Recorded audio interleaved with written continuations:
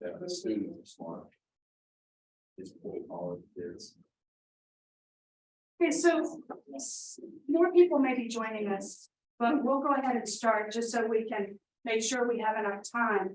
My name is Amy Hudnall, and I'm the interim director for the Center for Judaic, Holocaust, and Peace Studies. And at the beginning of 2022, fall 2022, we created a program that would last for a full academic year called A Year on Anti-Semitism, what it is and why we care. And most of our events this year have been focused on better understanding anti-Semitism, how to respond to it, why it matters, why it's hurtful, and how it relates to other forms of hate. All year, and we'll continue until Reading Day. Our last event is on Reading Day, actually.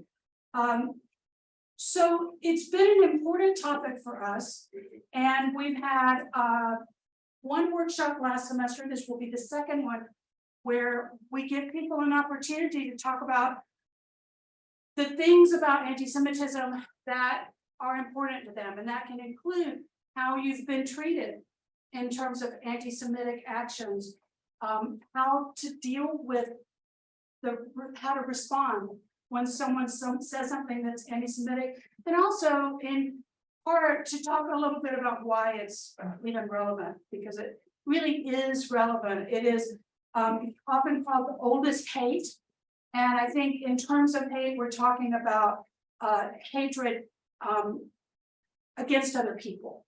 You know, you can hate food, that's different. This is about hatred against other people. There's room up here, Michael. So that's what we're going to do tonight, and we're going to do that with the assistance and facilitation of Dr. Chris Patty, who is right over on the other side of the room. I didn't do a good job this time writing down an introduction of Dr. Patty, but suffice it to say, he is an important part of the center, and his work has focused much of his life on what he calls compassionate interviewing. And his sole response to dealing with this kind of thing is to help facilitate people processing this information in a successful way.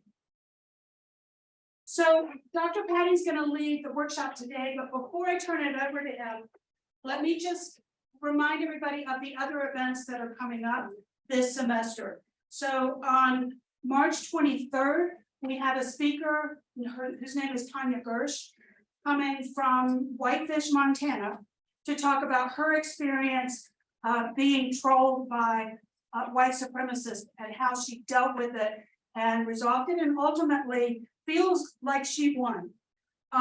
So that's March 23rd.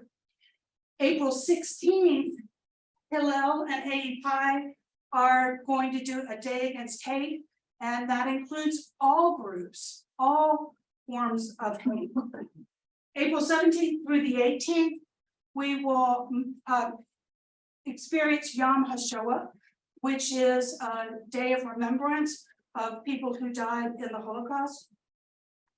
And then on May 4th, which is Reading Day, one of the things we noticed this year with anti-Semitism is that there's a lot of hesitancy and a lack of knowledge as to how to report or when to report events that happen. There's a lot of hesitancy to report to the police. And so on the 4th, Reading Day, we're going to have a picnic, and I hope you all will come. We're going to have a picnic behind Edwin Duncan Hall, and we're going to have games, and we'll have kosher food and vegan food and vegetarian food and meat lovers food, and we'll be grilling, and the police are going to be hanging out with their dogs, and they're going to help us cook food for you, and we're going to have gaga and probably what is it, cornhole, what do you call it? Yeah, cornhole, and maybe hula hoops. That's from my era.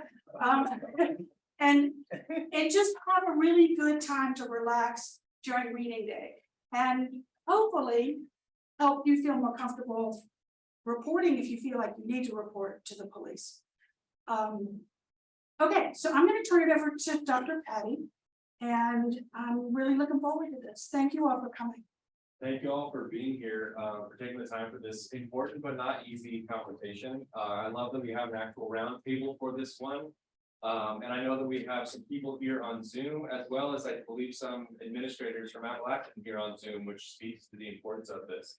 And this is being recorded, just so you know, we didn't get that in. Yeah, and these are public events, and so I want to thank the bravery of especially the Jewish people here today who might be sharing their experiences of anti-Semitism. That's not an easy thing to do. I have some opening comments that I'd like to read. I passed those out to a few of you all if you have, just because I can talk kind of fast. So if you would like these, I'm happy to email them to anybody, and I have some copies here too, just so you can better make sense of the stuff I'm putting together. So thank you again for coming to this event. With so much going on in the world and on campus and in your lives and in our lives, it means a great deal to us that you take the time to be here or attend via Zoom for this conversation about anti-Semitism past and present, and how best to respond to anti-Semitism in everyday life, on campus, in our community, and in the broader world. So we had one of these a few months ago in November, and the focus was really on listening to Jewish students' experiences and just listening to what has it been like being at Appalachian. And while it shouldn't be surprising to me, having worked with Jewish folks and Holocaust survivors for the past 20 years, it was pretty surprising hearing the level of anti-Semitic acts that students of this generation are experiencing on the daily, even here at Appalachian. So that's what the focus was back in November. Here we have this one where we'll focus on each other's experiences, but also strategies for how do you best respond. We mentioned some trolls, this person who responded to a troll earlier. Does it feel like we're in a time of trolling where people are just trying to get you to get upset? So we're going to talk a lot about what's the best way to deal with trolls. My advice for trolls in general, I'm using this metaphor here, is trolls don't like the light of day. And so these are about having conversations in the light of day. And so I think that's kind of what we're talking about here.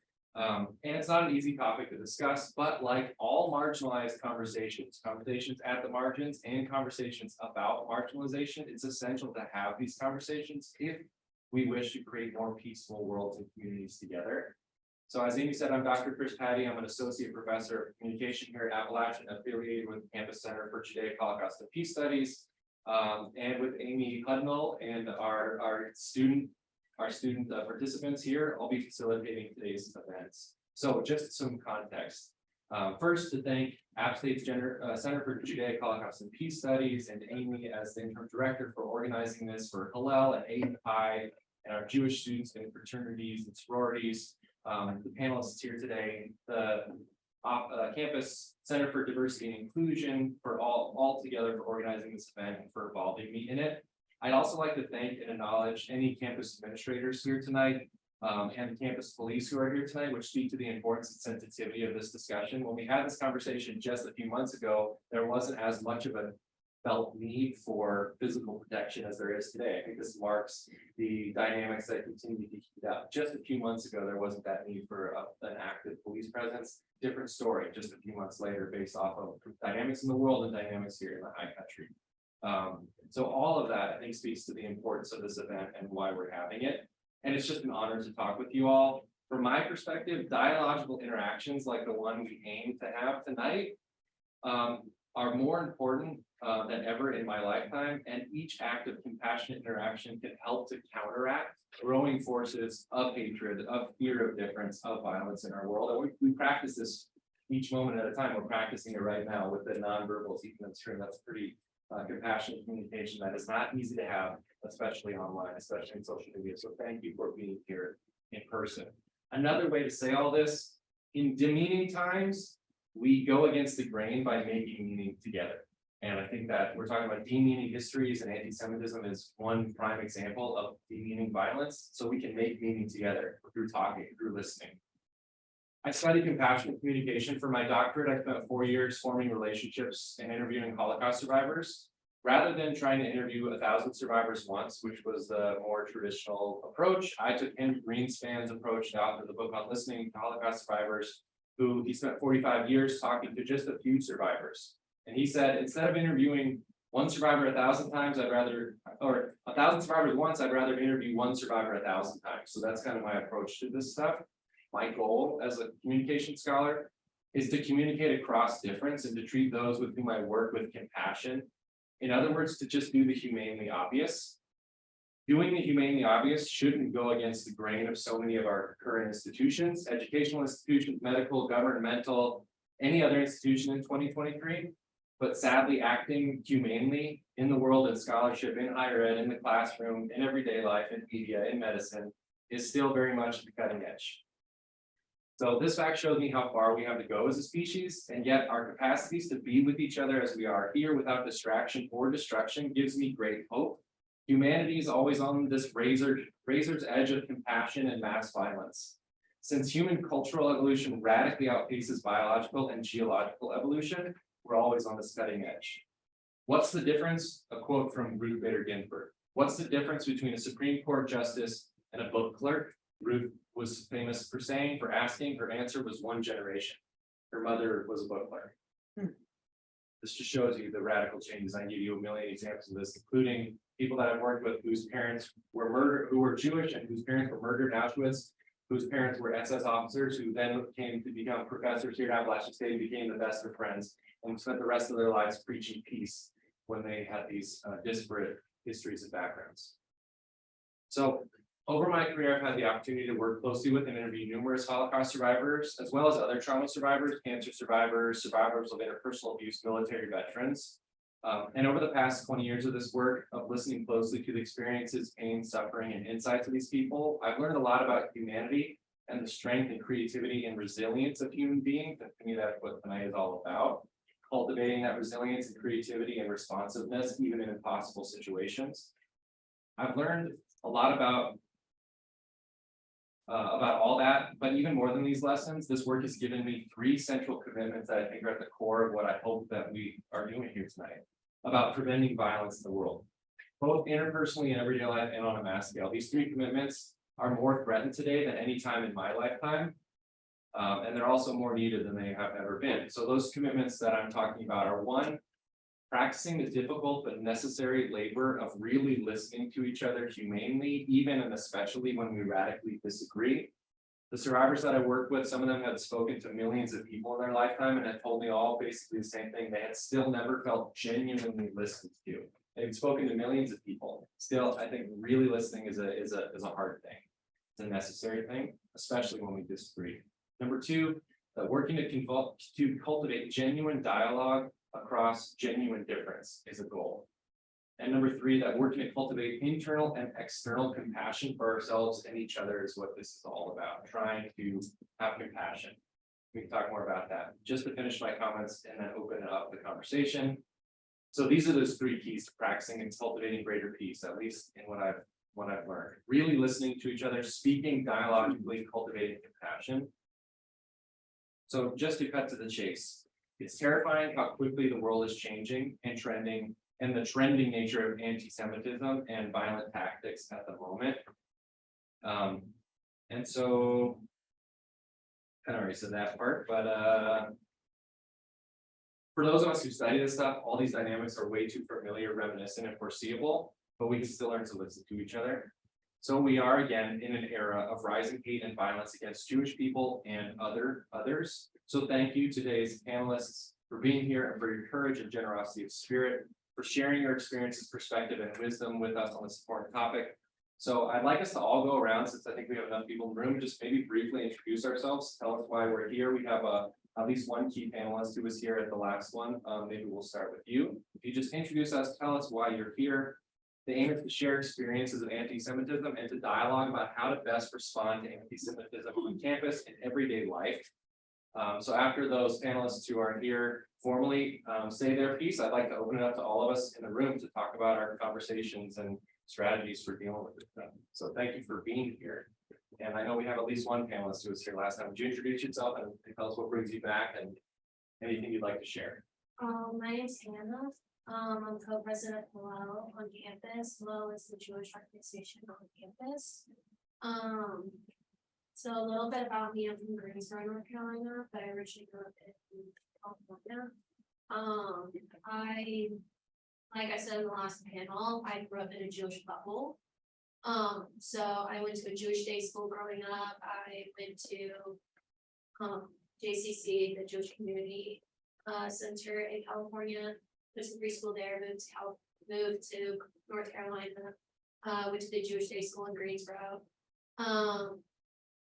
I never really understood anti-Semitism because I grew up in that bubble. I didn't really, I kind of assumed like how other people who aren't Jewish kind of assumed everyone in my life was Jewish, except for my mom and my siblings who are not Jewish. So I just kind of grew up in that bubble. I grew up with how you have police security everywhere. There was police security in my Jewish day school and my synagogue. Just because there was like bomb threats, shooting threats, there's threats all the time, but I didn't really understand the concept of it. But the first time I really experienced anti-Semitism was when I got to high school and I was out of that bubble. And it's not like my first high school didn't really do anything about it. I ended up leaving and taking all the 5 other Jews with me because it was just so bad. School wouldn't do anything about it. Then I went to a school where not predominantly Jewish, but there was a Jewish community on campus. I did everything. I went to a Jewish camp every year, sleepaway. I was president all over the board of my youth group, both internationally, and locally. I just basically did everything, and even though I didn't want to do everything in college, I still ended up doing everything in college. What brought you to App? What brought me to App was actually, it's a funny story. It was a torrential downpour, it snowed, it hurricaned, and it was just crazy, it was a crazy pour. But at the end of it, there was a rainbow, and I could see all of campus and everything, and I was like, this is where I want to be. So that's why I came to App. It was the only public school I applied to, and really only school I wanted to go to. Even though like the Jewish community is small on campus, it still didn't deter me from growing up with a big Jewish community. But yeah. So What's your experience been like being here in Appalachian, being Jewish? Being Jewish at Appalachian, it's not a lot of people have met a Jew, is basically what the moral of the story is. It's like, the funny thing is that everyone calls, not us Jews on campus call each other like our friend group's token Jew, because it's just like no one else knows another Jew. And the other thing is that there's a huge Jewish community on campus, they just don't want it found. That's the other thing, is not a lot of people are involved in AEPi. But there's also the fact that not a lot of Jews on campus want to be identified, or they just never knew what Hillel or AEPi was, or that was a Judaic and Holocaust Center. Yeah. So there's just not a lot of awareness of the Jewish presence on campus. We actually just got recognized as a cultural group on campus. Yeah. So we went to the first cultural meeting yesterday. Wow. So we're hoping, instead of like being put in the religious section at the Club Expos, we're being put in the cultural section, because Judaism is more of a culture rather than a religion, because there's so many things about Judaism. It's basically what you want out of it. It's so fluid, and there's so many, like, you can identify yourself as any kind of Jew, and you're just accepted. The Jewish community is very accepting, and another thing I will say about Hillel and AEPi is we do accept non-Jews in our community. Everyone's welcome. And that's an experience I try to project to people about Hillel and AEPi. And that's basically what Judaism to me on campus is. It's about community, and that's why I joined. Community, and it sounds like it's a diverse community within that community, which I also appreciate. Not a lot of people have met a Jew. It still surprises me, coming from Florida and California and these other places where that was just the norm that I grew up with. It's a little bit different here, and it's not just Jews who can feel in the margins here in the high country. You mentioned there are probably more Jewish students on campus than we might even realize, because many of them don't want to be identified. What do you attribute that to? Do you attribute that to stress or pressures or perceived? I think I've talked to a couple of people that I've met that are Jewish, that they just don't see their Judaism as like a part of their, they just don't want it as a part of their personality, I guess. That's their way of saying it. They grew up with a Jewish parent doing the holidays, so they didn't really take much meaning out of it. So it's just, or they just never heard of it, or they did, and they just don't, that's just not something they really wanted out of their experience in college, was being a Jewish student. They just wanted to be in their fraternity, or they just wanted to be friends with their friend group. They just wanted to focus on their major. They didn't really want to be, I guess they just didn't feel like they either grew up with too much of a Jewish community and wanted to branch out to a different community, or they just didn't know we existed. Yeah. So for the average Appalachian person who might here at Appalachian who might not know closely Jewish folks, what would you want them to know? I would want them to more or less know it's a culture, less than a religion. Of course, there's the Temple of High Country on in Boone, that's walking distance from campus, which is religious. And one thing is that Judaism, like I said, is fluid. There's not one set kind of person, you know. There are the different denominations of like Judaism. But the other thing about Judaism is, I feel like that we're just normal people. You know, there's nothing, us being Jewish is a special part of us, but it's like, it doesn't really differentiate us too much from everyone else, you know.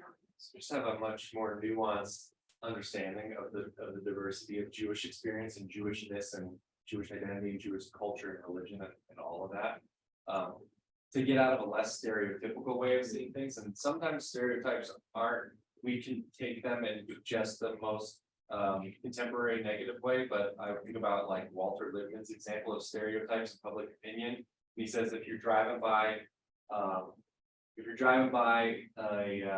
farm or something and you're not a farmer and you just see a whole bunch of animal and you see whatever, a bunch of cows, we can't differentiate it, or whatever the animal is, a bunch of horses.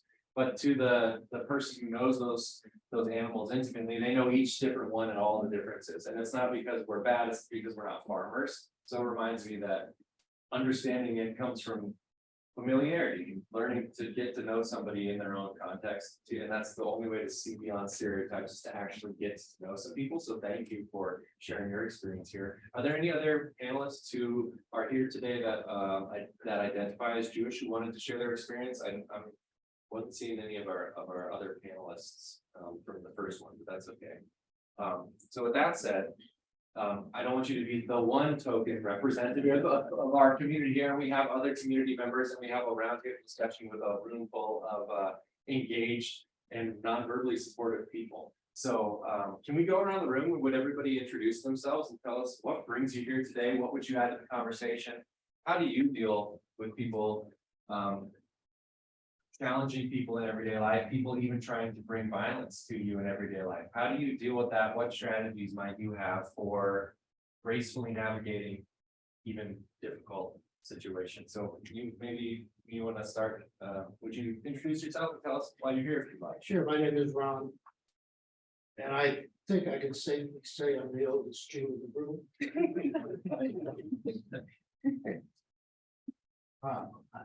Clearly, I've had a lifetime of experience. I'm 82. So I've had a lifetime of experiences with anti-Semitism. Although for the first 19 years of my life, I grew up on Miami Beach, where we were 95% Jewish students from elementary school all the way through high school. But then I joined the military. And it knocked me for a loop. I never realized. I grew up Orthodox. And I never realized there was such hatred out there. For me as a Jew. And by the people who I was supposed to respect. Who I was commanded to respect. Whether it was the officer corps or a chaplain or whoever it might be, even my fellow sailors. It just really opened my eyes. I'm also first generation American. My entire family came from Ukraine, from the typical shtetl in Ukraine. And so I have a lifetime of stories about that, and I embrace those stories. I embrace my religion. I embrace my ethnicity. I embrace Israel. I believe that is my indigenous homeland. My biggest question, after going through a lifetime of slings and arrows thrown at me, how did we get here? I mean, I lived through World War II. I had relatives who were slaughtered. How did we get here? How did we get here in the last 25 years? What has prompted this vast amount of anti-Semitism all the way from academia to media to public intellectuals? This whole panoply of anti-Semites that have grown up like weeds. Politicians, I don't have to tell you about certain politicians in our own Congress, in our own state. So how did we get here? Why do we have to continue a continuum of anti-Semitism based on a 3,700-year-old history of anti-Semitism? Why haven't we made any progress at all? Because it's going downhill more and more each and every day.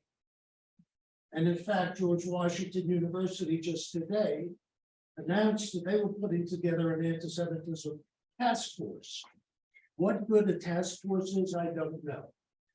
I know for as long as I've lived, and as a result of the years that I've lived, that anti-Semitism is a disease. It's a mental disease. There is nothing that we're going to be able to do to control it. The only thing we can do is contain it. There is nothing. I don't care how many weapons you pick up. I don't care how you want to fight it. You will never eradicate it. And whether that's based on the origins of anti-Semitism from the Babylonian era, from the Roman Empire, et cetera, et cetera, et cetera, I don't know how else to handle the problem other than try and contain.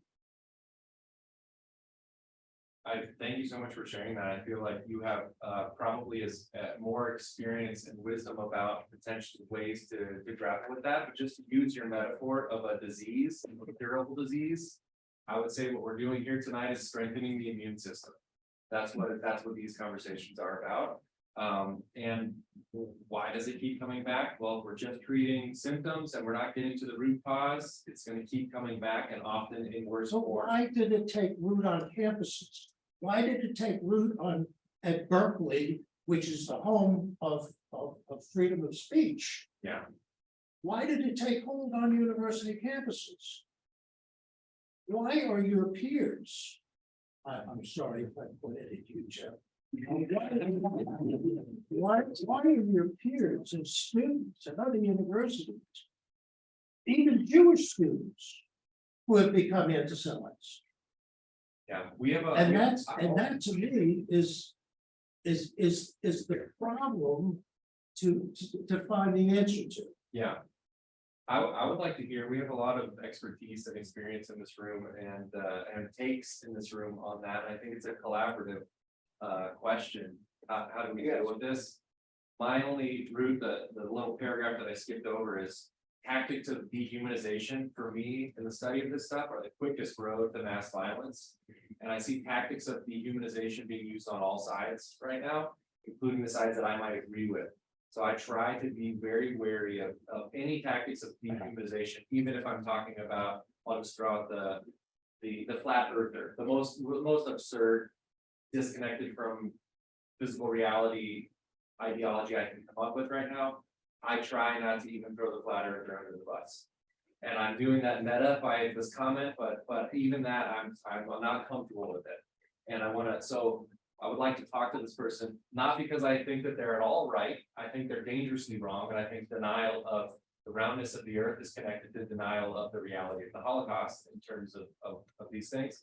But I want to understand sociologically or psychologically or humanely, how did this individual get there? I don't know on the collective level, but I want to talk to each individual and figure out, try to understand them a little bit more. That's just my micro take to this, but other thoughts on where did this come from? Did you see this, Nick, coming up in your generation? Doesn't this seem cliche? Didn't we deal with Nazis already? Apparently not. So where did other thoughts on where did this come from?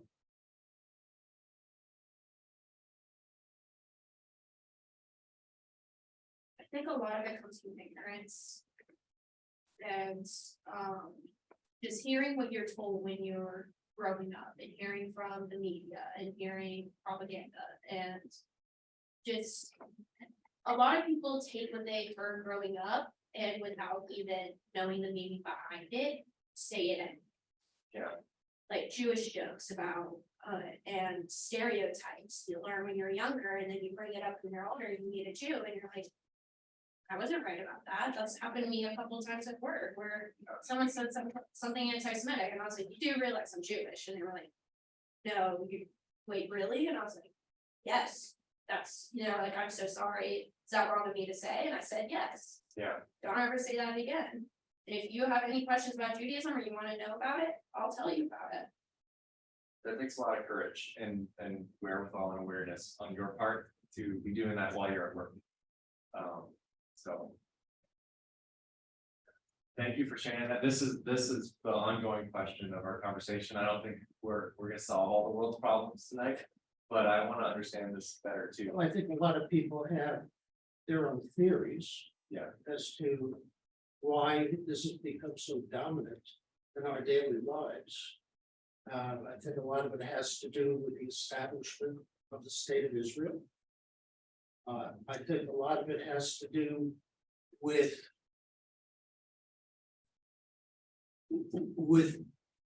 American Jews being not non-committal or just negating the idea that Israel should be a sovereign state for the Jewish people, the only sovereign state for the Jewish people.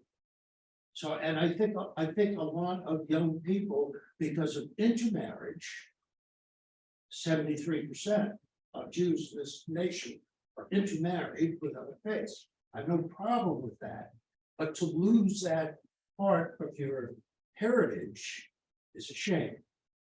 And it doesn't give you any kind of an edge to fight back. Thank you very much.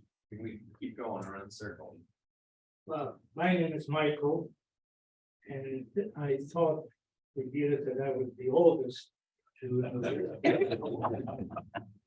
I invited my friend to come here, and suddenly I lost that letter thing I thought.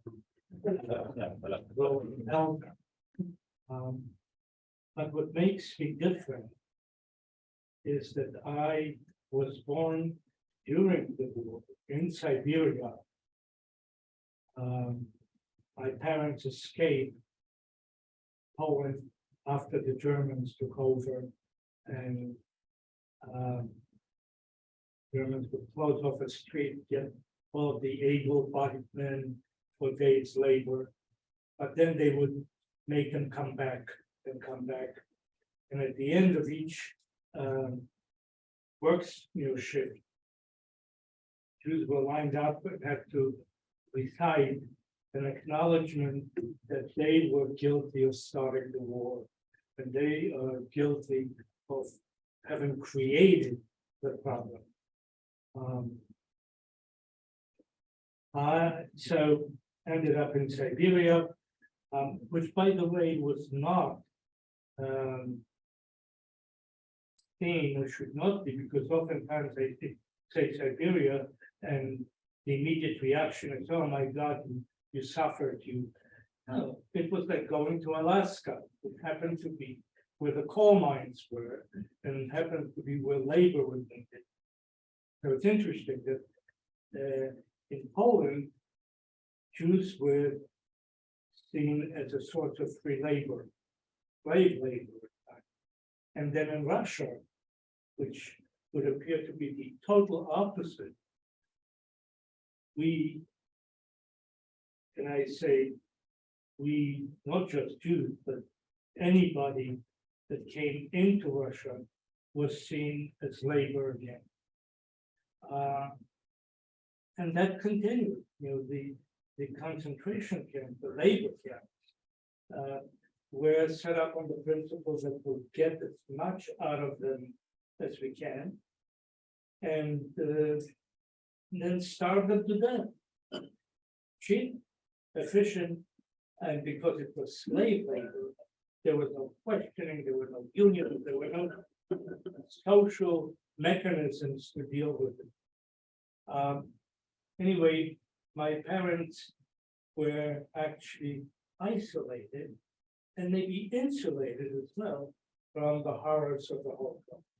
Because in Siberia, there was no internet, there was no communication, so they didn't know, so that when the war ended, and of course they went to check on the survivor families, and they were told by the Red Cross that nobody survived. That was incomprehensible. My mother came from a family, where she was one of 13 siblings, cousins. I mean, there were dozens upon dozens, and suddenly to be told that nobody survived without having experienced the news, ongoing news throughout the war of what the Germans were doing, was impossible to accept. So they had the typical denial approach. We know our family. They will not volunteer any information. And so they're probably alive, but just pretending not to exist. Because one way to deal with it was to simply disappear from the horizon. Unfortunately, when they came back to Poland, seeking family, they discovered that indeed nobody, or very few, survived, and those few were very distant relatives. What happened was that Jews coming from the various places that they ended up at the end of the war, whether it was the camps, whether it was hiding in, started joining forces, so to speak, but not forces in the sense of hiding anything, but simply acknowledging brethren, the larger sense, and recreating or trying to recreate the society that they had. Now, so I grew up with a secular Polish education, and yes, I knew we were Jewish. My parents spoke with a Jewish accent, and they really were not educated, and so it was easy to identify them as Jews. I, on the other hand, got the same education as anybody else, any other Polish child. So I grew up feeling Polish. Poland was my country of origin, not Israel. Indigenous as it might be today. I was growing up in a socialist country. And the rules were very specific. Jews as an ethnic group were fine according to the Russian communist regime. So culture, traditions were perfectly fine to continue. Hebrew was not allowed because that was the language of the religion. And there was a clear distinction made between Jew as a follower of Judaism and a Jew as a just another person. On a certain level, it was understood, but the bottom of it was they're Jews. The sense of isolation that I grew up with was clear from the very beginning. It's interesting that the next significant event was of that sense of isolation, of belonging that I did not seek out or reach out. And I want you to know that I went to a school that, in addition to being a regular high school, had Yiddish language, the course that was offered, the elective course. And the next sort of event was when I went to register to go to City College of New York. Just to give you a sense of the City College of New York. City College of New York was CC and Y. The typical comment was, well, what is CC and Y? And we would say, half jokingly, Christian college, now Yiddish. Was that a welcome comment? Well, I don't know, but when I was registering and I didn't speak English at that time, barely, Berlin's version of it. And I was told by some of the students who were working, registering, helping, you'll do all right, you're Jewish. There was no problem. And I said, I never thought of it in those terms. We were defining ourselves, and the self-definition brought in subsequent issues. Because if we see each other as different, then why should the world see us as the same? There were other elements of success both in the academic circles, as well as in business circles, as well as in political circles, that certainly made everybody else see those Jews. We, well, at least I felt that we were defined by others. And in fact, if you look at this history, that was often the case. We were told you're Jewish. More often than saying, I grew up feeling Jewish. That came later. In fact, philo-Semitism, which was this excessive love and appreciation of Jews, became a problem in itself. Not that we didn't trust those that said we love you, we embrace you. It was simply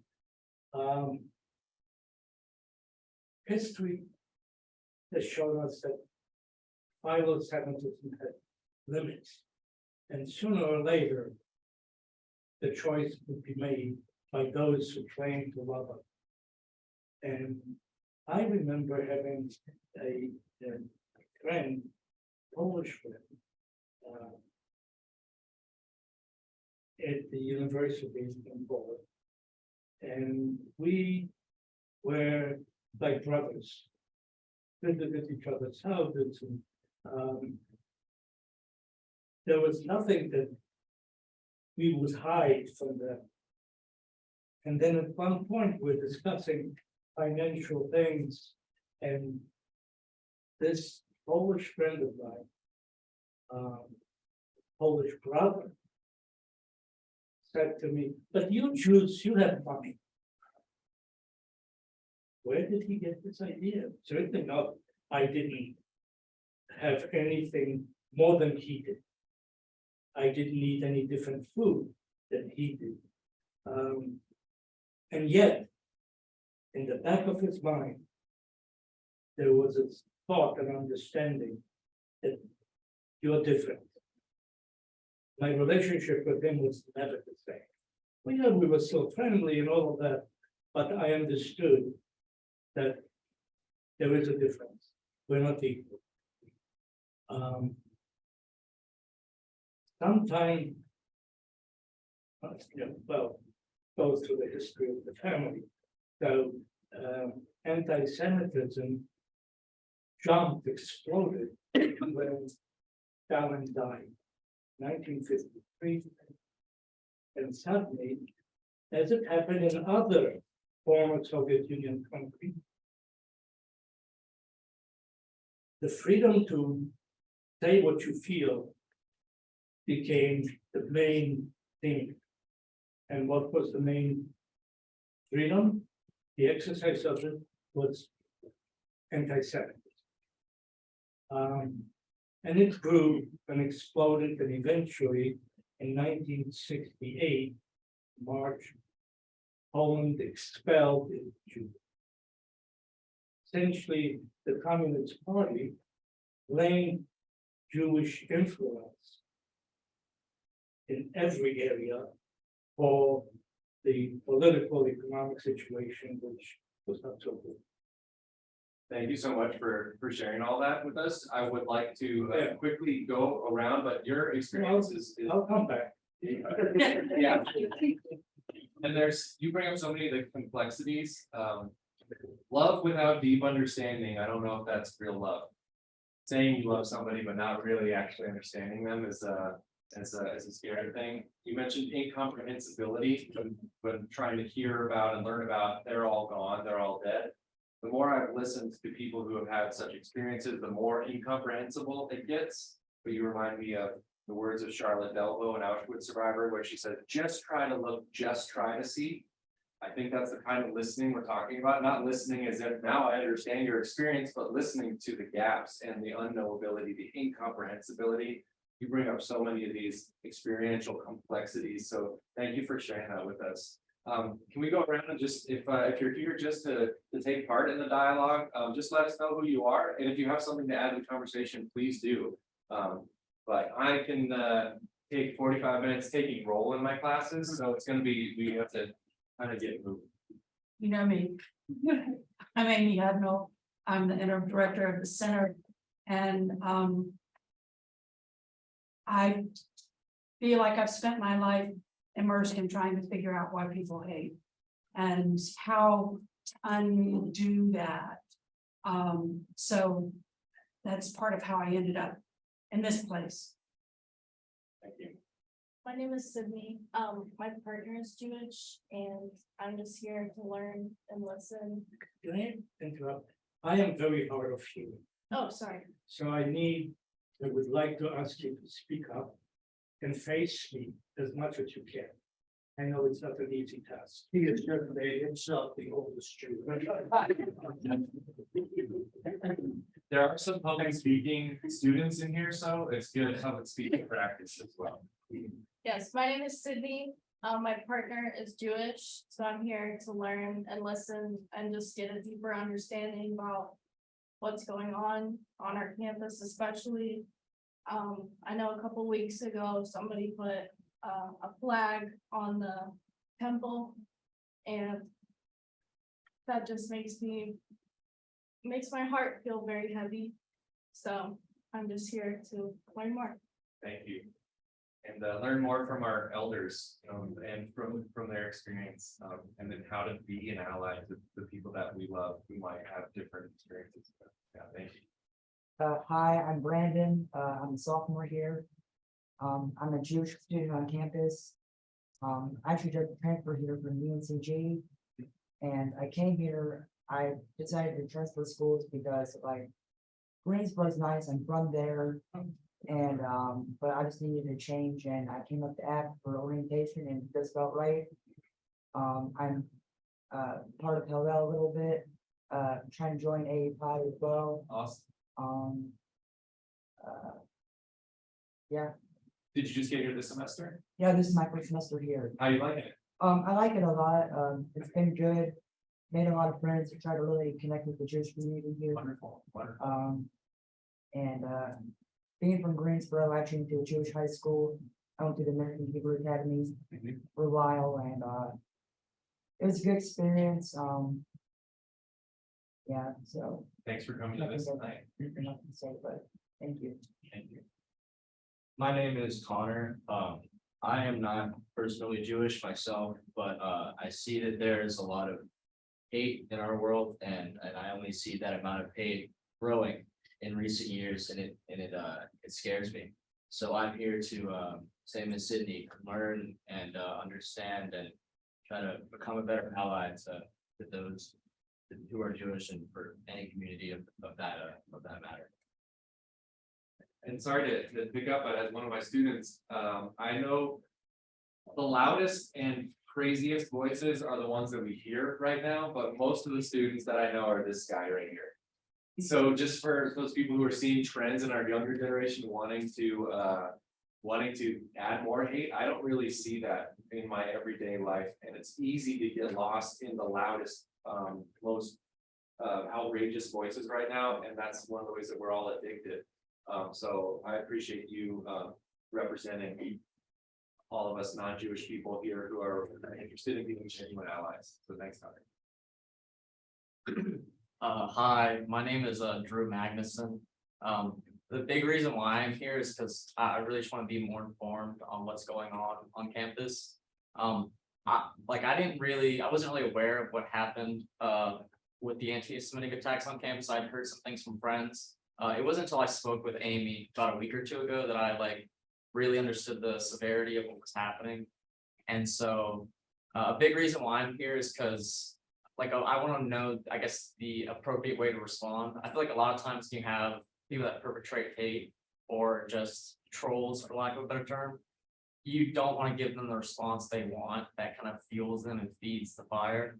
And so a big reason why I wanted to be here was just figuring out a really appropriate way to respond to what's really happening on campus. Definitely, and I hope that we can start to talk about those more graceful, creative, adaptable strategies that we can use to try, especially when people are coming at you from an untenable and violent position. As a metaphor, I like talking across all manners of difference. Some of the other dialogues that I get to lead are with a lot of STEM faculty, which one of our faculty members that I work with, his name's Dr. Eric Marlin. He's the chair of mathematical sciences. His father is the only Nobel laureate here at App State. His father had been working on the science of climate change since the 60s. And they have to prove mathematically that this is human-caused climate change since the 60s, and has been on the mission to try to explain the science to the rest of the world. Still in 2023, it's still an uphill battle for him. Yet he's a happy warrior. How does he go about doing this climate? He's been able to show it in all the science and mathematics since long before I was born, and still he's confronting people who are telling him he's abjectly wrong and threatening him with violence, and still he is the most peaceful and graceful guy I've ever met. So I see some parallels of those. How do you maintain, when you're faced with violence and anti-Semitism for your whole lifetime, how do you maintain compassion and peace? And how do we get out of a reactive state and back into a calmer state where we have our wits about us? Thank you. Sorry, I'm not a very good public speaker, but my name is Larry.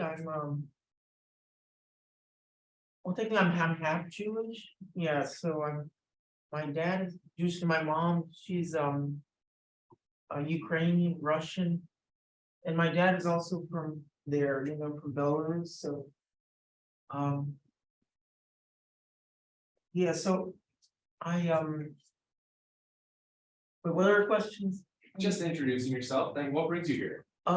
Well, I've been going to the temple, not all the time, but a good bit, and it's been meaningful to me, and it's very good community.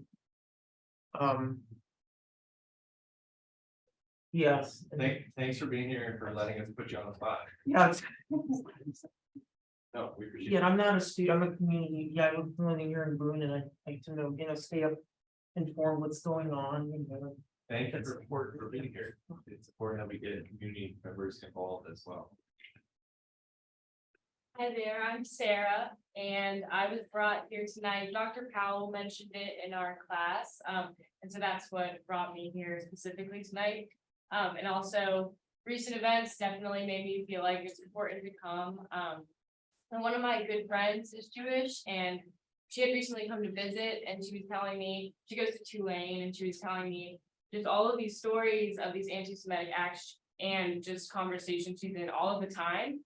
And I remember she was telling me this, and I could like feel the weight of and severity of like her experiences, and I didn't know how to respond at all. And feeling like not being able to give the support, not knowing what to say, not really knowing anything, was a terrible feeling, but I knew for her it was also probably terrible. And I remember just saying, like, without knowing what to say, I said like it will get better. And she said, Sarah, no, it's getting worse. And I remember hearing that.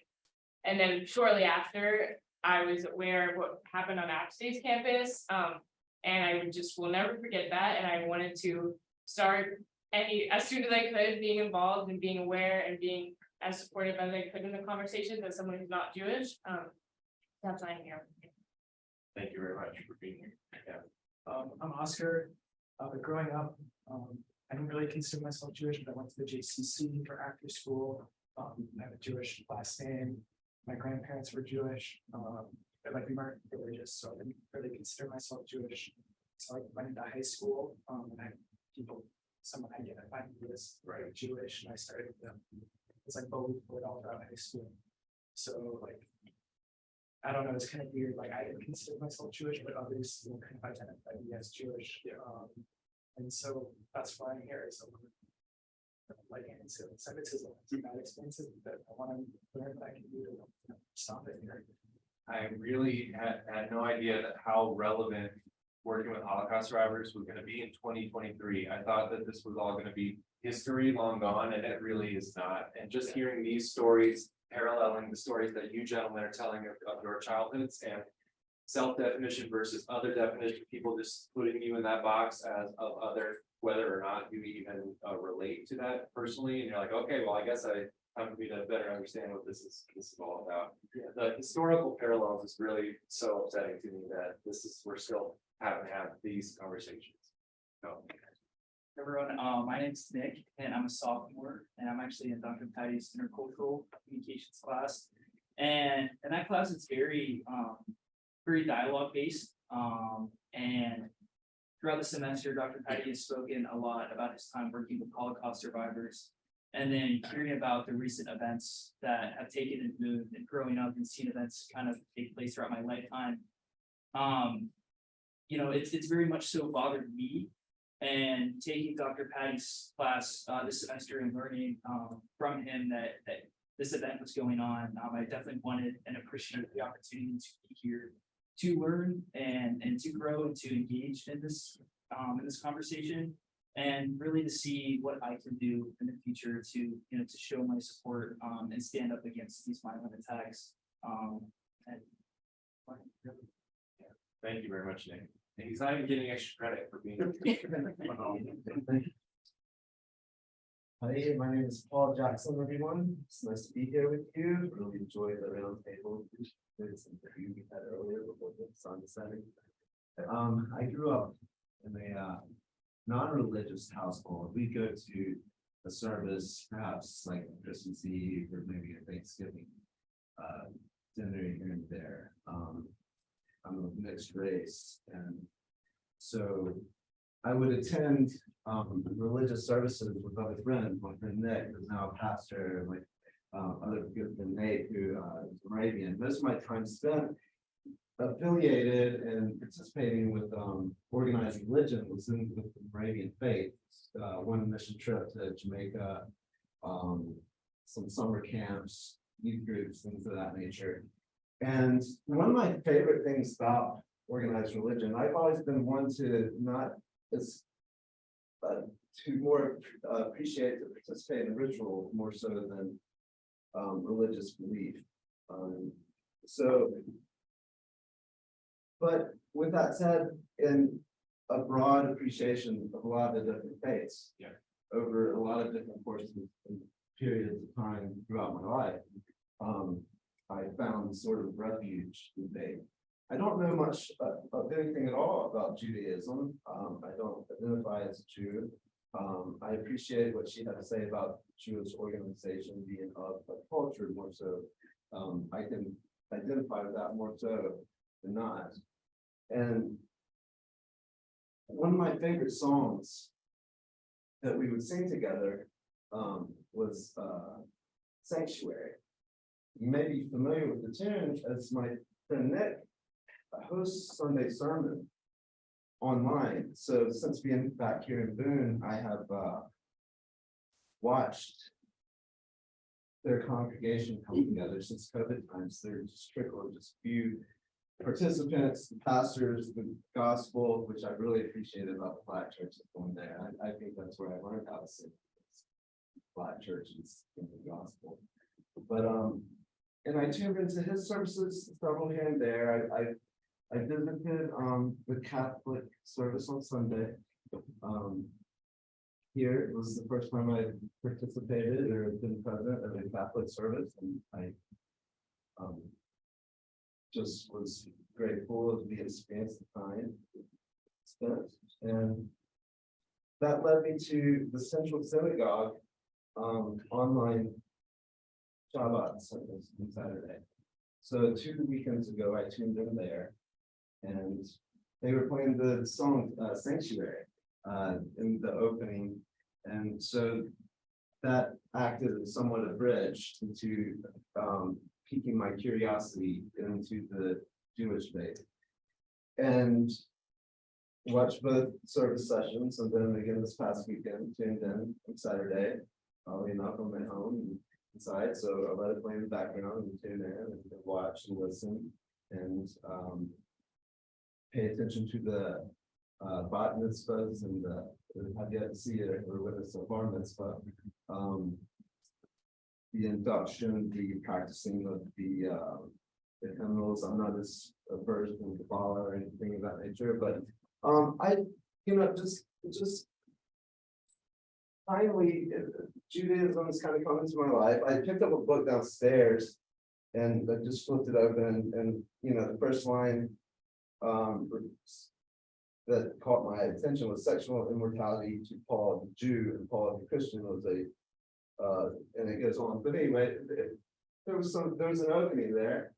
More so than anything than not, this discussion, this roundtable, that's right into my studies as a sustainable development student with concentration in environmental studies. I in my class in adult college, I believe it is, or I've been coming around science, seeing the signs for the organizations here, Judaic studies, and it just got quite, it's kind of like this nice organic process that's kind of led me here tonight to listen, and I really appreciate your stories and hearing what you have to say, because very touching.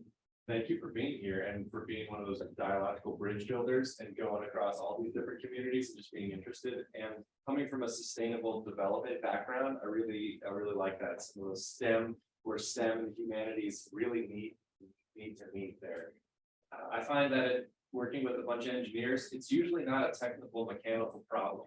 we kind of have a lot of those solutions. It tends to be a problem of morality infused in cultural evolution, I guess. So, yeah, that's a big part for me of the SD. So good to have you here.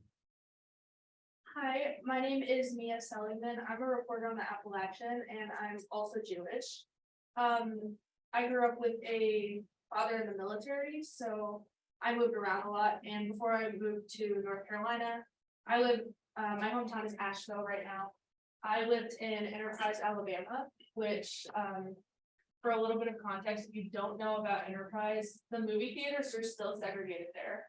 And I was quite literally the only Jewish student in my school. My family, we were the only Jewish family for 2 hours that we could find.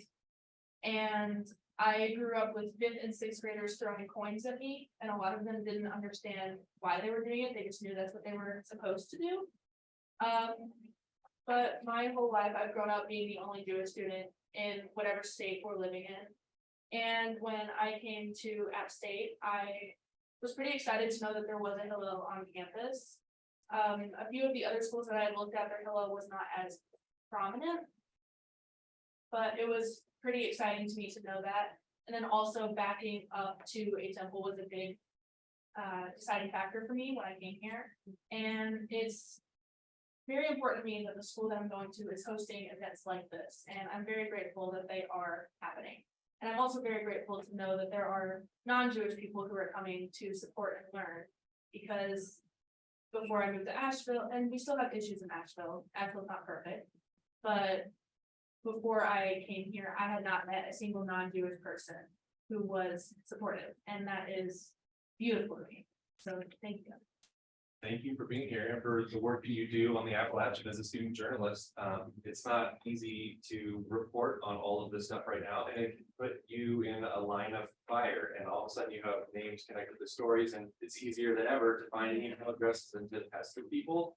So it's journalists, student journalists, especially like you, who are willing to cover this stuff and to have that courage, just like the Jewish folks in the room today sharing your experience. That's not an easy thing to do. So thank you for being. I have had a few people not write out explicitly on my page on the Appalachian website, but I have had people say things to other reporters about me to the point of I had to take my Instagram off of my page. I no longer have it linked, and whenever my name is connected on the Appalachian Instagram page, we actually have to have people typically either shut down the comments or we have to have people monitoring them pretty often if my name's on there. And this is what she's dealing with daily. That's just really unacceptable level of violence. And the other thing in the studying for these sorts of stories, you have to go into these rabbit holes in these spaces, and you have to start to see, wow, these are actually students in my classes, and they're even attaching their names to horrifying anti-Semitic stuff that's public information. This is not just in the cracks anymore. This is trending right now, and it's trending online, and it's again, the most outrageous things are what trend. So, but the fact that you have to go into that, part of this response is, for me, is maintaining our own sanity and our own health and our own sustainability in doing it. So you were telling me earlier today, just thinking about strategies for how do you respond to crazy stuff, calm yourself down as best you can so you can respond wisely. So as I love as you were telling me about this process of researching the story and going into these online rabbit holes and finding all this content that's really upsetting, some of it from your peers, that you're being mindful, taking breaks, taking days away from being on screens and online, and taking time to recoup and recreate and recharge so that you have your resources to respond as wisely as you can to really unacceptable stuff. So thank you. Hi, my name is Mark. I'm a professor here at App State. And I guess, yeah, I mean, I grew up in a very Jewish bubble as well. But I'm here because I have 2 young daughters who is actually currently, I didn't make one time, they're currently being watched by one of the Hillel students. And they go to the temple, they go to the synagogue, and they're really proud of being Jewish. Well, and there's been some issues at the school that are sort of kind of alarming for us, but the fact that they were there that day, they put the flag up. So yeah, just like sort of realizing that they're used to there being a police presence every day at synagogue, and I never had it as a kid. So that's kind of why I'm here, because yeah, it's like, seems like it's getting worse, and It is. I just want to sort of know what to do and how to help them, because. You know, they don't really understand totally what's going on, but they do realize it's not good. Yeah, and I just see the trends, open campuses, I think are gonna be a thing of the past. It's K-12s have already gone to the total lockdown model, I think it's where higher ed is going, but as a parent, I can't imagine if I was dealing with what you're dealing with. I mean, just really quick, like my youngest was going to drew in the class, and then she drew like a little menorah for the holidays and put up in a locker, and then we were going through the school, like, oh my god, it's obvious she's the only Jew there. And like we had a moment of like, do we even want her to identify like that? Yeah. Which is kind of scary. Very, very. What do you teach? Anthropology.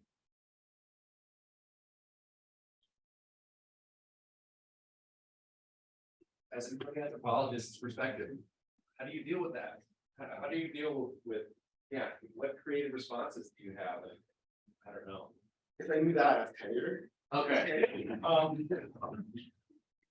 kind of what you said, I try to do the understanding thing, like, for a long time, for a long time, I realized I am the only Jew they meet. And I think that is something that I've sort of grown accustomed to, like, I had people say things like, when I was in Wisconsin, they say things that were, is this insulting? And they'd say something like, yes. But I think also understanding that, you know, I'm the first Jew they're gonna meet. And that's the only, just trying to be understanding and make that dialogue. Yeah. But it's easier for me now as I'm older, and I have more authority. I can say I'm a PhD and then that's it down. Sometimes helps. Yeah, that expertise. Yeah. Thank you for sharing all of that. Would you like to join in our conversation? We're just throwing you right in. Yeah, sorry, hi, I just came from the library. We're just introducing ourselves and saying what brought us here. Oh, so my name is Jenna Kissel, I'm married to him. And I walked in at the tail end, but we have 2 kids that go to school here. And I don't know if you mentioned it, but so the very first year we were here, my daughter's in kindergarten and she had to write a letter to Santa. And that was kind of awkward. That struggle. So, and Santa wrote back saying, be good and I'll see you on Christmas. And I was like, no, you won't. Wow. So, That's again, stuff that blows my mind that it's happening in right now. This is important for everybody to hear that this stuff is happening right now. This is not even recent history. This is like happening currently, contemporaneously. yes, and so every year then since I've had to then specifically out my children to be like, we are Jewish, please don't write letters to Santa. You can color all the pictures of Santa, that's fine, Christmas trees, whatever, but like the Santa writing back was kind of awkward. So now I'm specifically saying, hey, here's this little girl, she's Jewish, and that one of my daughters was in 2nd grade this year, and I went to go talk about Hanukkah because I'm the designated Jewish mom. And you know, bring the dreidels. Although kids, I work in the library, and kids will be like, you can get dreidels. They're very excited to be like, I'm the dreidel lady. But so, and then there's all the lockers of like my Christmas tree, my Christmas tree, my Christmas tree, green, green, green, green, blue menorah. And it makes me a little uncomfortable because I'm like, one's very different. Yeah, just exaggerating the difference and just any lack of understanding of. Right, like she so tried, the teacher, like, look, we're going to let her do her thing, and my daughter was so happy. But knowing the environment that we're in to be like, this is the different one, it made me very uncomfortable around December. Yeah, so for those of us who aren't Jewish here and are wish to be allies, I think the more we can educate ourselves and not force anybody in whatever position they're in to be our teacher and to be the token whatever is really huge here. I can't imagine, you hear these stories from lots of different people from different perspectives of having to be the token and the representative always for their culture. I can't imagine that. That sounds exhausting. Sometimes, but it's really funny because since we're both Jewish, then it'll like Christmas, my kids don't know anything about it because the teachers just assume everybody knows the Christmas whatever, so they're not learning it in the same way that then I get to come in and be like, Hanukkah is awesome, and my kids are just like, Christmas tree is pretty. Yeah. And I'm like, yeah, and I can't help them very much because also I grew up in New York and Long Island, and it wasn't the same there as here. Well, thank you for being here, for sharing your experience with us. Eastman, and I teach in language and culture here. And I teach a course called Literature and Film of Israel and Palestine. And also a course called Spain with the Three Religions, which Judaism is one of them, Christianity and Islam. And I just came here to learn and get to know the folks. And that's pretty much what I want to say. I've always wanted to ask you more about Spain and three religions. This seems like a kind of idyllic time and place. Was it as idyllic as it seems in my mind? Oh, I'm reading several books from different perspectives on it, and one wants to, as it were. So for those who, Through the myth. for those who might not know the myth, this is, we're talking about Jews, Christians, Muslims living under the Moorish identity. That's right. And relative times of peace between still groups that on planet Earth are not always, even though they come from the same root, are not always very collaborative. So the myth is more complicated than I've heard, that this was just not a utopian paradise of dialogue across difference and compassion, universal compassion. Right. And I love the poetry that was written by Jews from 900 until they were expelled. There's actually a great poem by the rabbis there who, when he arrived in Israel, speaks of it as a great blessing. So, and it's fascinating because some of the Jewish people got along very well with the Muslims. And then along came the Inquisition, but that's another part of the story. But I would say that it is a mixed bag, which is not an academic phrase, but it nonetheless is worthy of study. Not that I'm promoting the course, but come next semester. But it's I find it increasingly fascinating, even to read the counters. Which is to say, there's a scholar who I assume he's Christian, and the press that published it is Christian. And it's not an anti-Semitic book, but it tries to, as it were, disabuse this paradoxical notion of, and I don't think it was paradox, but I think there are many good moments we could learn from, as well as good poetry. And this fell out reading with our former faculty here, Bill Hutchins, published on Ibn Arabi, who's a Muslim, as you might know. But it's a fascinating book. And, that's all I'll say. Thank you. Talking about poetry, I just want to, before this session ends, there's a very classic poem that everybody should remember. Roses are reddish, violets are bluish. If it wasn't for Jesus, we'd all be Jewish.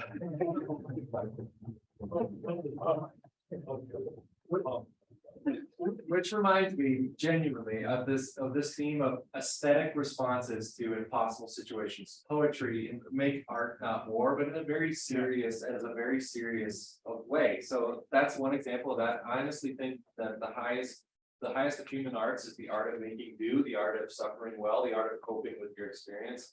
And I love poetic responses and what we can learn from these responses. When the normal thing would be violence. Well, what can you do that's a lot more creative and might change the way you respond more aesthetically? You respond with more grace. These are metaphors that I like to think about, but poetry is a very explicit example of this, and there's lots of great. I think of Maya Angelou's book, I Know Why the Caged Bird Sings. We can look at lots of histories of creative responses to impossible situations, and so poetry is a great point. Yes, please. Hi, I'll turn and address you so you can hear me. Some folks over here know me. I'm Dana Powell. I'm an associate professor in the anthropology department. And as a scholar, most of my work is focused on indigeneity. And as an anthropologist, I look at human difference differently than my colleague Mark Kissel, but not that differently. I'm here to be with Mark and Jenna. I'm here to learn how to be a better ally, but I'm also here. When I was 18, I was not raised Jewish. When I was 18, I lived in Israel for a month, and it was the first time. It was 1990. Do the math, but I think that's relevant because it's pre-internet. It's before a lot of things that have happened in recent years in Israel, and it changed my life. you know, to have that kind of encounter. I lived in Haifa and Tikva, and just, it changed my life. Fast forward, I'm gonna give you a little bit of professional and very personal introduction. 15 years ago, I married my current partner, and I married into a very large, very loving, very Jewish family. And that also changed my life. So and they are third generation US born. And so I find myself now as the mother of 3 children that we are raising Jewish. And here to think about what it means to be the mother of 3 Jewish sons, not raised Jewish, but also very much deeply embedded in a very large and loving and very large Jewish family. But dealing with the kind of, this is partly, I think, an answer to your question, Ron, about why it's taken root and why it's here. The really normalized and really sedimented nature of anti-Semitism. My 3 kids, some of you know this, are in an elementary school in Ashland County. And my 9-year-old, it came home. I mean, this is actually not like a huge event. We hear this kind of stuff all the time. But the first time I noticed it was a few months ago. Came home and said, you know, Mom, so-and-so in my classroom said that Jews are bad. You know, and so you sit down, you have this conversation. And so what I'm working with as a parent is how to help my sons feel, you know, proud to be Jewish and to understand what that means. And to do that in a place where I'm really empathetic to Maggie or Max, I forgot your name already. Me? Yes, Mia. Mia, to be probably, I think I can go this far, probably the only Jewish kids in the school, certainly, absolutely in their classrooms, probably in the grade, possibly in the school. It's some experience that sticks with you for a long time. Yeah. And it to put it lightly, it kind of sucks. Well, helping them navigate that, but also with the support of our friends and colleagues, and just to see, you know, to really to be able to talk about all those things. So I'm here as a professor and a teacher that works alongside Jewish colleagues and Jewish students, but also the parent trying to figure out, you know, how to do this. We're members of the temple. And so one thing that's been really fantastic has been being embraced by the temple community and having my kids start to sort of find an anchor there, and to see my oldest son study Hebrew. It's thrilling. So there's a lot of joy in it. You know, we see the normalized and deeply sedimented anti-Semitism, and I think I could say a lot more about that as an anthropologist, just the way that white supremacy works and the way that we think about race in the US, and this certainly in the US South in very dualistic kinds of ways. But figuring out how they can navigate, you know, who they are kind of in this moment is a big part of why here. So thank you for the opportunity. Thank you, Dana, for sharing that.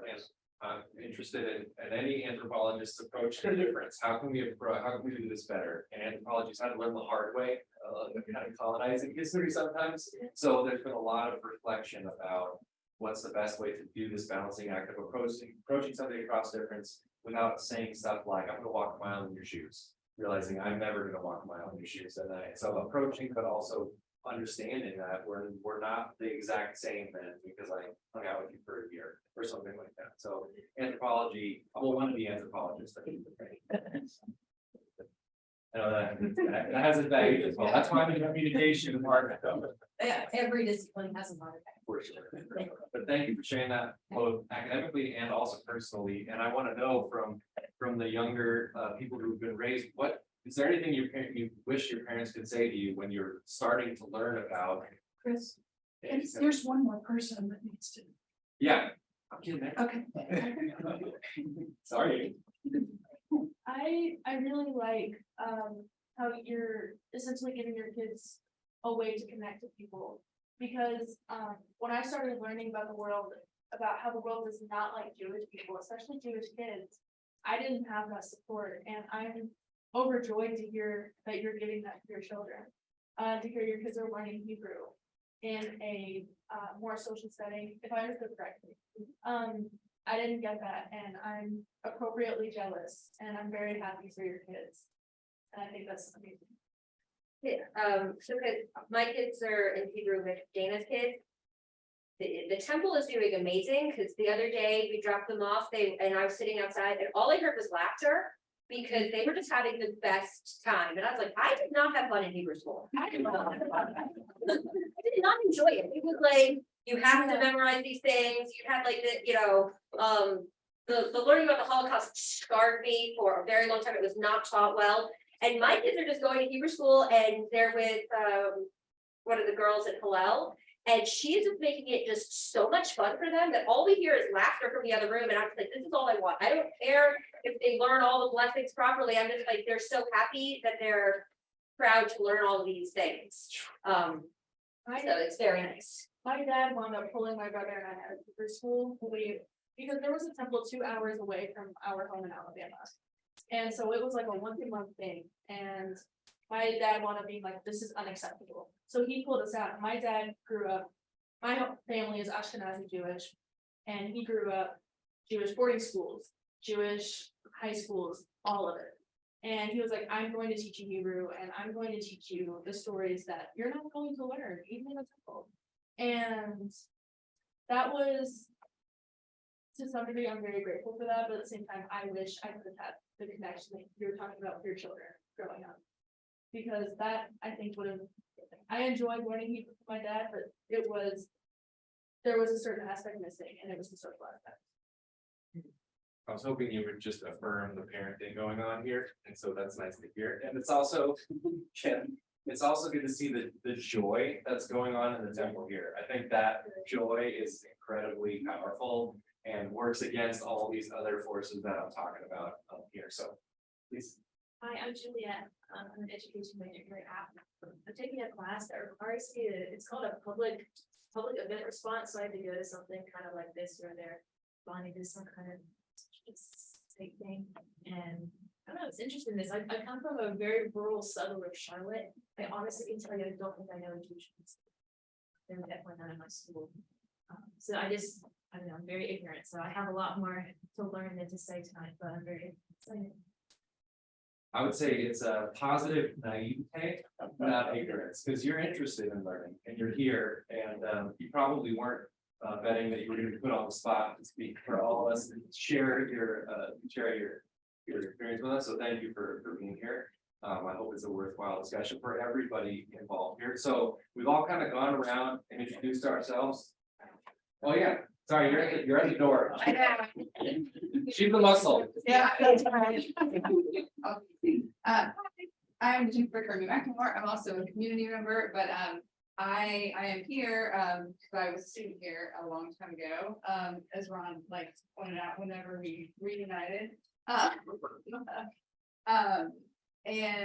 I want to be supportive. I want to be supportive of the center, and I want to be supportive of everyone and people that are facing oppression and are experiencing hate.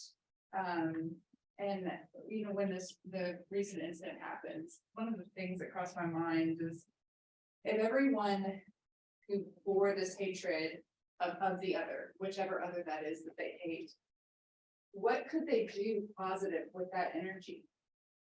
And it's so sad to me that they choose to do the negative thing with that energy.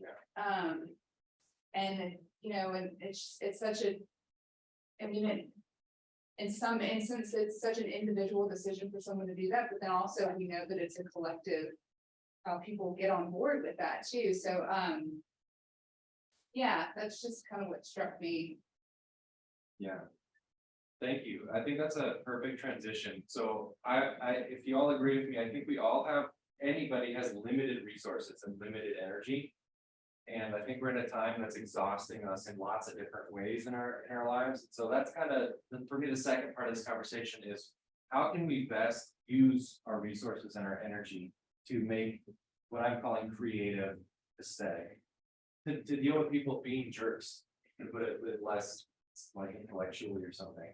How can we best use our energy? What are your strategies if somebody's coming at you in a violent way? I usually make this some form of joke that everybody's heard it's unwise, or you don't bring a, what is it, knife to a gunfight, but you also don't bring a knife to a conversation.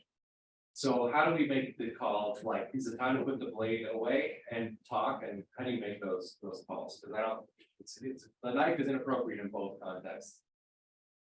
What do you all think? What are your strategies? And this can be across context, just dealing with difficult people, dealing with people trying to hurt you or harm you. What do you do? Yeah, thoughts from anybody? If I can say something really fast. Please. I don't know if like everyone's noticing from everyone's different stories, but again, Judaism is fluid, like you said, like you don't identify yourself, or I guess you grew up Jewish but don't identify as it. That's an example of a Jew. Not example of a Jew, but like example of the fluidity of Judaism. You have there you said you have your dad and your mom is Jewish. There's a fluidity in how you want to identify as Jewish, or if you don't want to identify. These lovely gentlemen identify themselves as Jews, and you're raising your kids Jewish, and as well as you guys are raising your kids Jewish. And there's different ways to raise your kids Jewish. There's different ways to be a Jew or not to be a Jew. But the one thing I will say is I grew up at a Jewish day school, so I stopped learning Hebrew when I got to 5th grade, and it was strictly holocaust teaching. And the scary thing is that sadly will probably be, which is a reality, is even if you don't identify yourself as Jewish, if someone in your family is Jewish, you're Jewish to someone that was a Nazi. In the Holocaust, you are Jewish. Does not. That's the sad reality of anti-Semitism, and that's the sad reality if it gets to that point again. That's just where it's gonna end up being. So it's whether you want to be proud to be if you're Jewish, you don't want to identify as Jewish. It's just there's that sad reality. Yeah, but I love the theme that you pulled out about the diversity and complexity of what we're calling Jewishness, and that's the opposite of these huge good, evil, this, that, whatever boxes we want to try to put somebody in. To look at the complexity and diversity of Jewishness globally, but even within a family, even within a person. Transformations over a lifetime of one's own Jewishness and identity. And this is not just for Jewish people, but for any of us to see that nuance and complexity. I love that you're pointing that out. I once heard a survivor named Saul Weinberg, Holocaust survivor, say, Jews go from Orthodox to unorthodox. I thought that was a funny way to put it. You say Saul Weinberg? Yeah. Florida? From Tampa, Florida. Yeah, he's the he's the man I spent 4 years working with. I was reading a book about what that man said to me many weeks ago, and he's been one of the main connections of my life. So that's incredible. I'm very glad that you're here today. Yeah, he was very, very different. He was an amazing man. He's one of these people that showed me what we're talking about. He evolved continually throughout his life, all the way till his deathbed, to reflect on his own biases and his own prejudices and his own. He was the kind of guy, even when he was terminally ill, up until he was hospitalized at the very end, he would still go and translate at the hospital because he moved to Costa Rica, immigrated to Costa Rica after the war, spoke fluent Spanish for most of his young adult life. Everybody thought he was Costa Rican, so he just went with it. It was easier than explaining his history of being. He spoke 7 languages. He spoke 7 languages, but all the way till his deathbed, he would still be doing this volunteer work translating in Spanish at St. Joseph's Hospital. This is the kind of so that's amazing. It gives me chills to know that you saw. Did they ever tell you the story about his oldest sibling, his sister? Yeah. One thing I loved about Saul as well and his family is Saul became a person whose whole life he said, I no longer have time for tennis. It's all about sharing this message. His sister, also same experience, never wanted to talk about her experience, never could, and I respected that too. It spoke to the silences there, and I was never going to pry for her. Saul wanted to talk, was happy to talk, but the fact that his other sister, that not the one that you're referring to, The other sister. But the living sister, she could never speak about her experience, and I respect that as much as anybody who could speak. In fact, Saul was up here one summer in Sandy State University. Wow. Here in Boone, and I introduced him to the symposium. He didn't realize a symposium was going on. Yeah. And so I invited Saul and said, "Will you come up with me?" They really enjoyed it. And Saul did not speak at all. He could never get a word out of Saul about his experience. When he was in about his early 60s. That's when he started to talk about it. Yeah. He just emotionally, he couldn't make it. And I think of all my students, he was in that young adult phase of his life, really busy, just trying to get a job and get through college and get married, and just didn't have time to deal with all of that history at that point.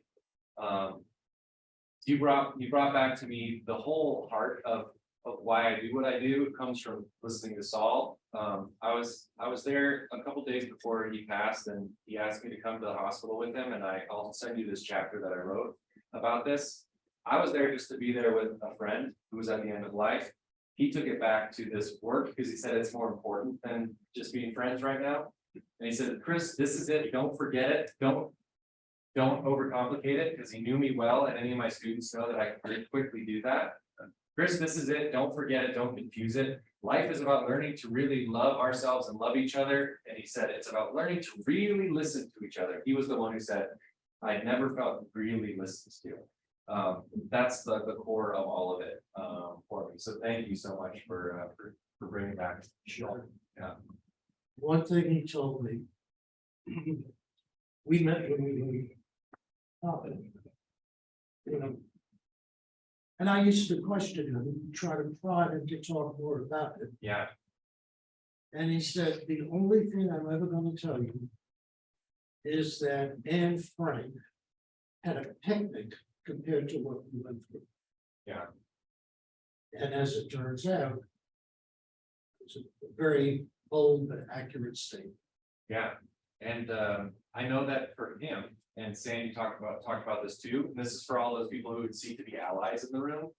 We saw this in our own lifetime with the Me Too movement. They would say, as people started asking questions, we felt more comfortable talking about it. And he would say, a golf buddy, in his 40s, around my age, they'd be out golfing and it'd say, "Hey, Saul, you're Jewish, you're from Poland, you were in the Holocaust, right?" And he would start to get into the story. Saul would start to tell it, and immediately his friend's eyes would glaze over and could no longer listen, and they'd be just talking about the Dolphins again, or whatever it was, because you could just see my friend can't even go there.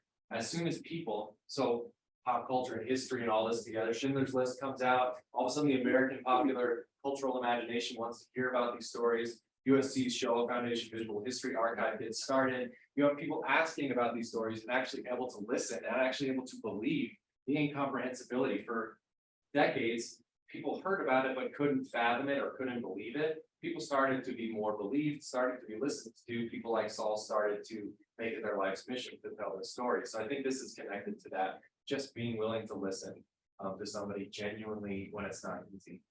Yeah. I should have put the Miami pieces together there. Yeah. That's a little Jewish geography, a little Jewish that we have. Jewish geography is basically like, say, I have a lot of friends all over the world because I went to a Jewish day school, and the whole spiel. But if you ask a Jew, they know someone else. They probably know who they are. That's the Jewish geography. So you put two and two together. So I've just experienced that. And You're nice with you. yeah. No. Although working with Jewish people, and I've heard that I get mistaken for Jewish quite a bit, so, and I'm happy to. But yeah, I always try to be clear. No, I'm not actually Jewish. I'm Puerto Rican, Italian, and Irish, but that's a whole other thing. So yeah. So Amy, I thought, did you have a? Yeah, I was gonna take it back to the question you asked about, what, or your thoughts about what we can do. And I just wanted to emphasize something that I found surprising as an early peace studies scholar. And I think a lot of people don't think about is that Chris has talked about hate speech. And he's also talked about violence, and it's important that we make the connection that hate speech is violence. We tend to minimize it, we tend to think it's not a big deal, we blow it off with, that they didn't really mean it. Hate speech is violent, and we have to address violence. You know, if somebody punched you in the face, you would say something or do something. And if someone is violent with their language, we need to respond in kind. I don't mean you punch them back or that you give them equally hateful speech. There are ways to do it, and that's what we're talking about now. But as we have this discussion, just remember how dangerous, how incredibly dangerous hate language is. It is not benign. And It this doesn't go isn't away. a theoretical academic argument. You can see all the examples of this, even in like let's take the American context. If you think of a person as 3/5 of a human being, that creates a whole course of social action towards that person. If you see somebody as the devil, it creates a devil. If you see somebody as the ways we think about each other, our symbols is symbolic violence. The human cultural equipment for living that we create is connected to the environment in which we live. So for sure, this is not a theoretical concept. It's saying when you call somebody 3/5 a human being, it justifies slavery.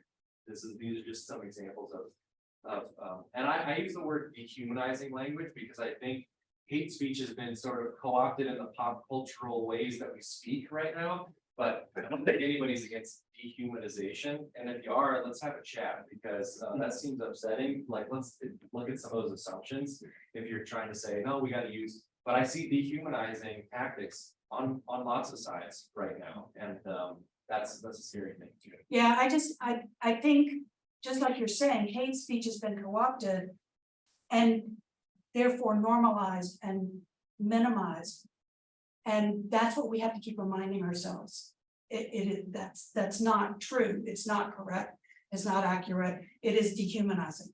It is violent. And therefore it demands that we, as people who are here because we care, if we're not Jewish and we want to support people who are, it demands a response. I can also speak on the acts that have happened on campus, so I don't know if everyone's really aware or some of the people that have come here have heard of something. There's actually been a lot, especially a rise this past year. So Even since we last spoke in November. yeah, even since we last spoke, it's risen. So some of the things that have happened is outside the AEPi house when they were having an event. A truck drove by and started screaming, not screaming, but like yelling anti-Semitic slurs, Hail Hitler, basically honking their train horn, of a car, their car. I don't know if you know who the specific truck is, but their car apparently sounded like a train horn. That's one thing. Just to know who they are. Yeah, exactly. So if you hear them, they're anti-Semitic. So, another thing that's happened is people have been writing in the expression tunnels, Kanye's right, swastikas, 1488. That just it's happening. I think the reason, I don't know if this is a big reason why you all have come, but the Nazi flag was draped over the Temple of the High Country. That seems to be the biggest headline, but this has been accumulating over the past year. This isn't the first time Nazi flag has been displayed.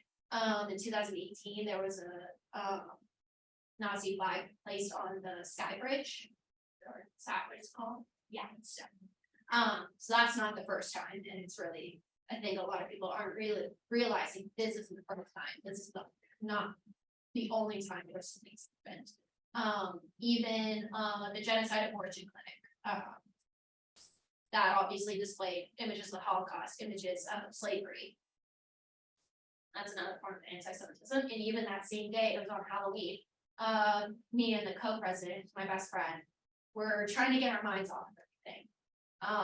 So we went to King Street for the Halloween event that they had. So obviously joyful, try to get our minds off it. As we were leaving, we saw a woman in a red dress wearing swastikas. spreading herself around. So yeah, it's a sad reality that there's so much anti-Semitism in food, and not a lot of people know about it. They just know about the one instance, but there's a lot. And I think the best step and the best way to combat anti-Semitism is doing exactly what you all are doing, is by coming and listening and trying to be a better support system. Like you said, your friend that goes to Tulane, I have a lot of friends that go to Tulane too, and they probably know each other, but yeah, yeah. So how you didn't know how to respond, and she said it keeps getting worse. That is the sad reality. And you, by coming in and wanting to know how to be a better support system, is amazing. Your partner is Jewish, and you're coming and learning. And your partner's not here, but you're like, hey, I'm gonna come. You know, I want to learn. You know, I want to be there for you. And you want to raise your kids. You are raising your kids Jewish, and you're not you yourself. It's the fact that you're doing the work, you're putting in the effort, you're taking that next step. Not a lot of people want to take that next step. So I commend all of you for being here and wanting to learn, and this is how you combat it. The week after the flag draping on the sign, my wife and I got a call from two of our evangelical friends and said, they didn't ask us if we could come. They said, we're gonna be at services. And the mayor was there, the police chief was there, and there were kids there who supported their Jewish friends. And we lived in North Carolina since 1986. I've never seen such solidarity just by attending a service where they were supporting their friends, and they were also supporting themselves. They were telling us, without telling us, that they really stand up for righteousness and for forbearance and for understanding. And it was a wonderful feeling to experience that.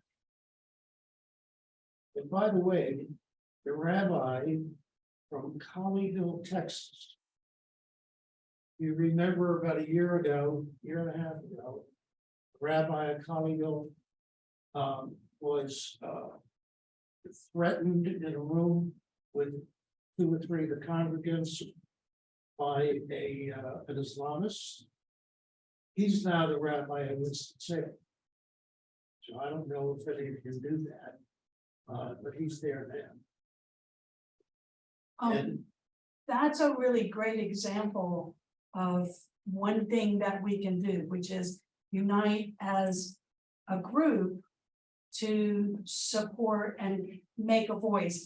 It feels safer sometimes to do that as well, but it's a perfect, Ron's given a perfect example of the power and impact that had both for the people who attended to support their Jewish friends and family, and for the Jewish friends and family.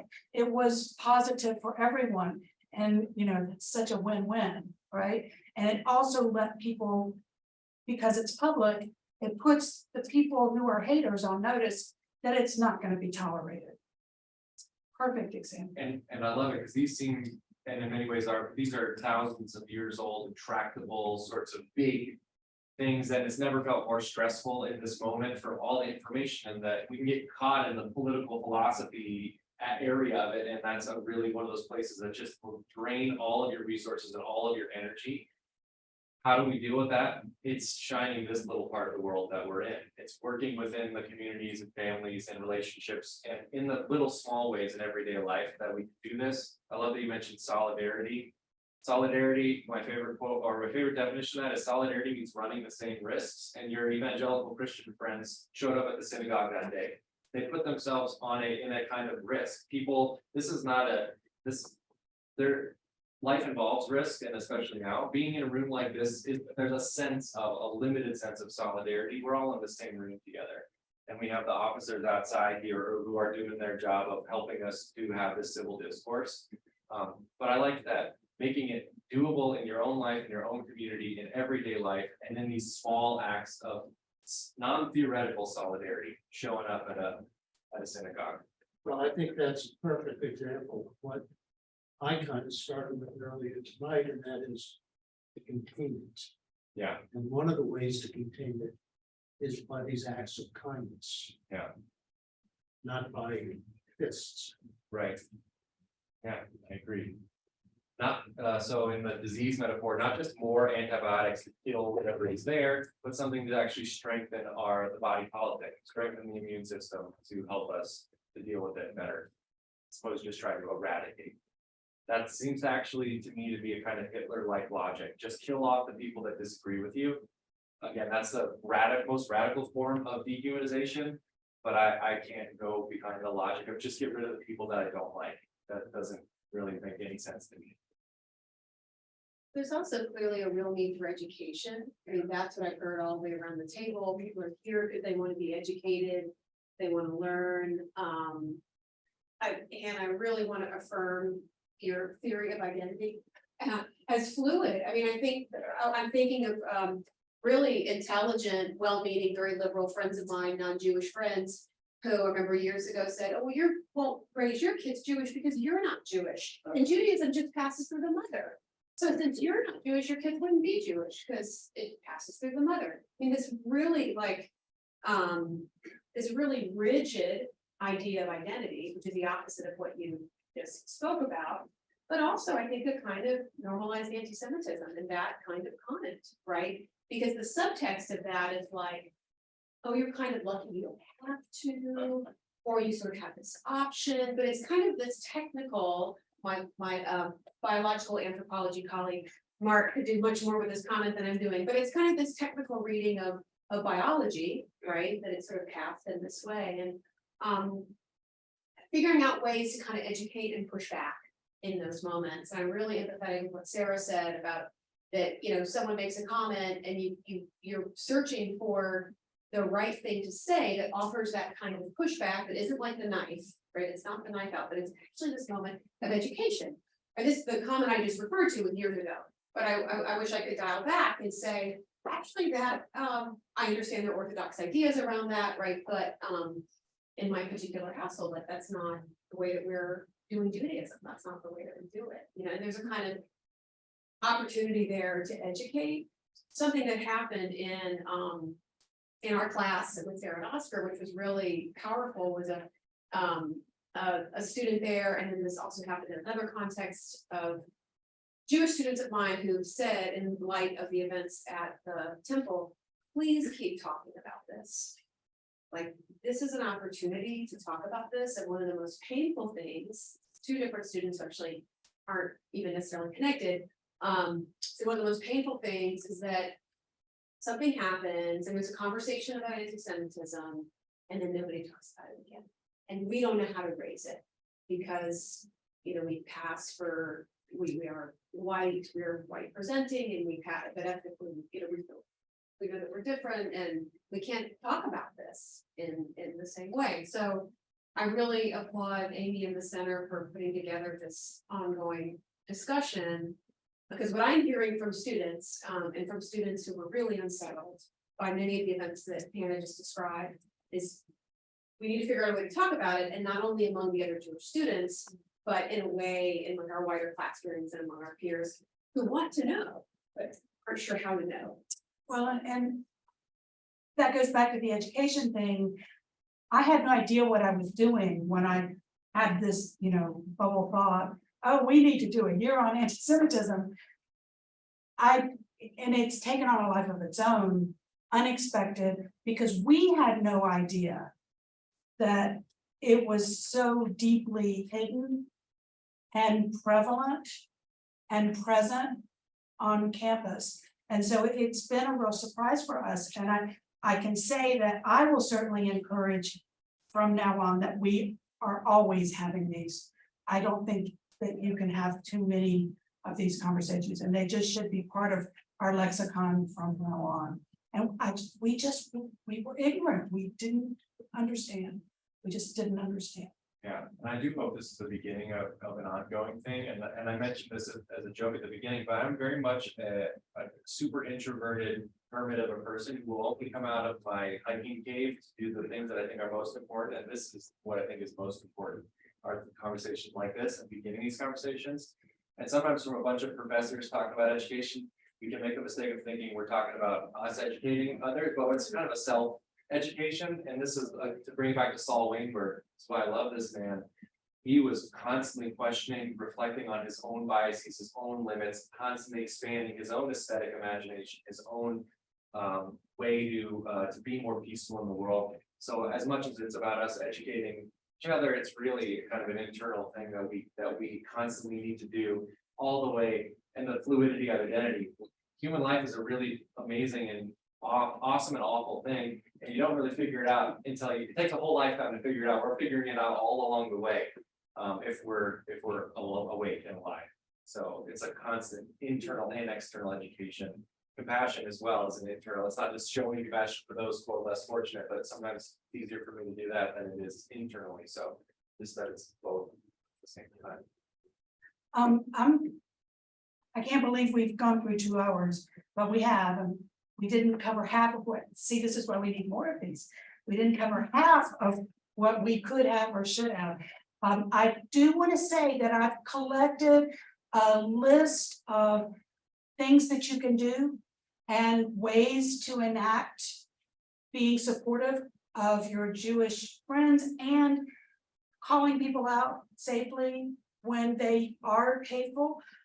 We will have those posted tomorrow on the Center for Judaic Holocaust and Peace Studies website, so that you can access them and print them up if you would like. And so hopefully that'll be kind of a continuation of tonight's discussion. And I would like to encourage, just because of the increases we've had this semester in terms of anti-Semitic acts, please don't leave here alone. Please leave with someone else or multiple someones to be safe. Be aware of your environment. Don't space out, put headphones on. You need to be conscious of what's going on around you. Probably nothing's going to happen, but better be safe than not, right? Are there any last comments or concerns or questions that anybody wanted to? Thank you all for being here. Yeah, it was wonderful. I really appreciate everybody's courage, everybody's willingness to want to learn and to grow. It means more than I can say. Thank you all. So have a good evening and a good week. Yeah, thank you. Yeah.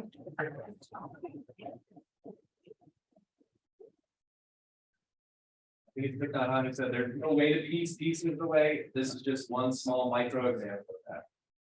Thank you, everybody. Thank you.